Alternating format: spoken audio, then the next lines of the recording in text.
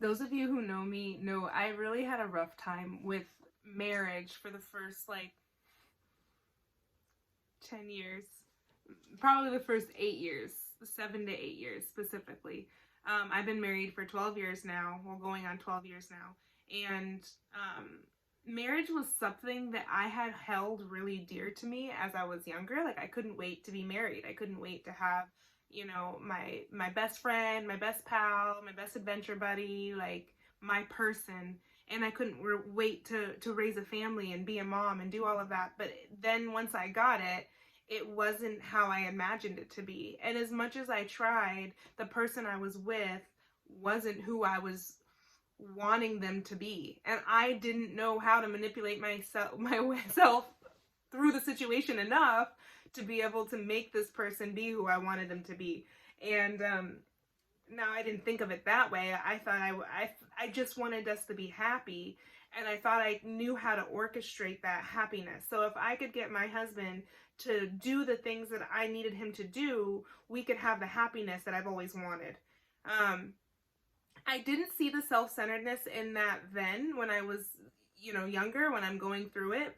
But now when I look back, I see how much of myself and my own standard and expectation of marriage really sabotaged my happiness in my marriage then. Something that I thought that I could point at another finger at, my spouse, was really just a dissatisfaction. Like, I wasn't set up to ever be happy because I always wanted the next thing. I never was satisfied with what I had. I think for me, the hardest thing about marriage that I've had to really struggle through getting past was I needed to stop looking at my husband. I was always looking at him to see what he was doing, like what expectation he was doing for me, how he was satisfying my desire or my expectation or my need for this role in this relationship. He was really just playing a role. And so I was constantly looking at him to see when he was going to mess up or when he was going to play that role poorly. And maybe I didn't see it that way. Maybe I just wanted him to play it right.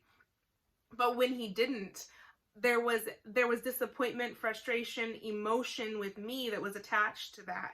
So he had to deal with this constantly emotional Ashley, who was just waiting to see what his next move was, to see if they were going to be able to be happy or not, if I was going to be able to be content or not. And that was such a roller coaster for him and such a roller coaster for me, always looking for the next thing to maybe this expectation won't be so bad. Maybe he'll meet my expectation now. Maybe he'll be who I want him to be. And I saw it for such selflessness at the time because I thought I just need him to be a certain way so I can be the person that I want to be. And he's holding me back from that.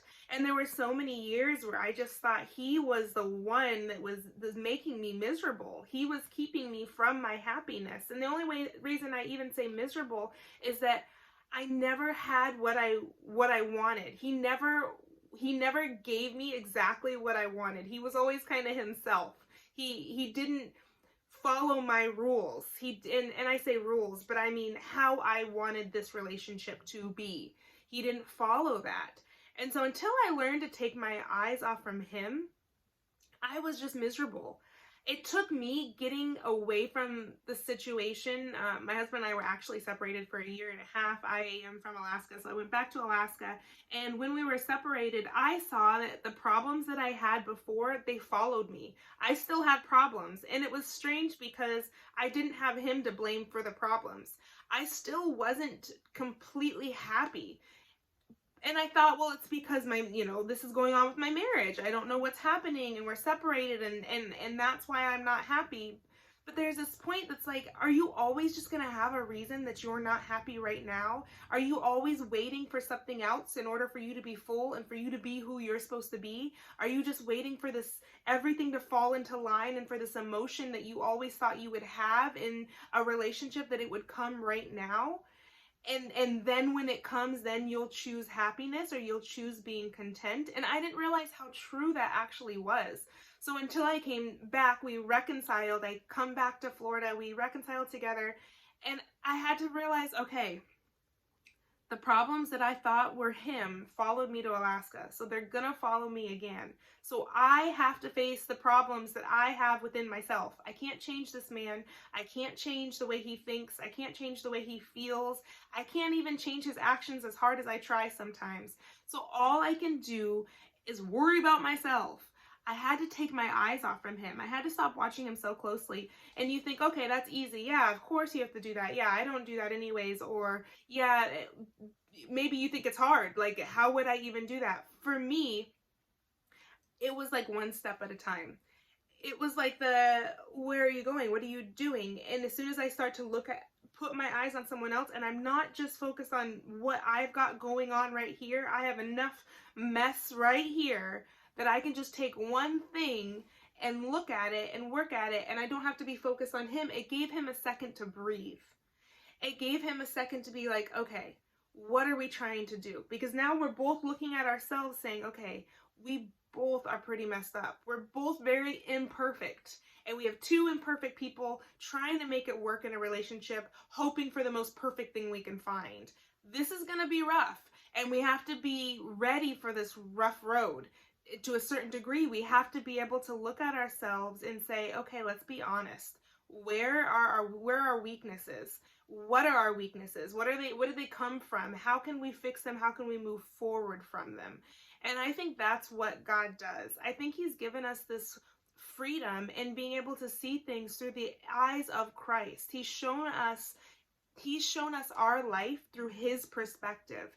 He's shown us what it is that he's created us for. He's done that through Christ. He's given us this example of how to model a relationship and how to best model love all the way through our life, by loving our brother, by forgiving our brother, by serving our brother, by being a worker and always remembering the mission that he's put on our hearts, and that's to love God, love others through all circumstance, be a light, be salt to the earth, all by abiding in him, remembering who you are, walking in his spirit, standing in righteousness. That's what it tangibly means. And when we do that, everything else starts to fall in line. Now, that doesn't mean that all of a sudden your spouse meets your expectation and now everything's perfect because now he's always been the person that you wanted him to be. That doesn't happen. It just means that you've lowered your expectations of another person and you've started looking at your own expectations of yourself, and you've seen how you can't even meet those. So how are you holding another person to a standard that you yourself cannot even meet? So let's pause. Let's look at what this standard is. This standard is love. What does love mean? What does it mean tangibly in your life today? And how are you meeting it? What areas are you feeling that you need to grow in, you need to look at, you need to get stronger? And the more you take your eyes off from other people, like seeing with the microscope, where are they going wrong? What are they doing? How can I fix their life? The more you start to become content, because you start to realize, wow, people have to put up with me, and I've got a lot of flaws. I'm annoying. Ask my family. And yet they still put up with me. And the only reason I would start to go look into the relationship and be like, wow, you're lucky to have me, is if I forget how annoying I am.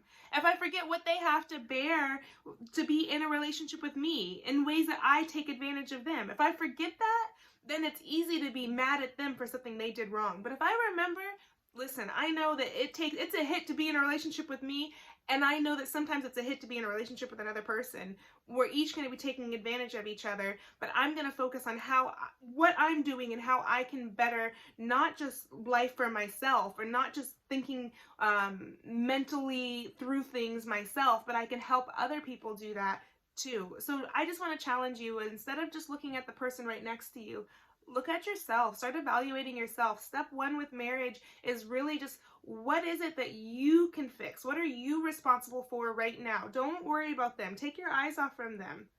Worry about yourself and trust that God has control of even them, all things, and that he gives us the gift of being able to just see things through his lens in order to start with ourselves, and that we can win others over just by love.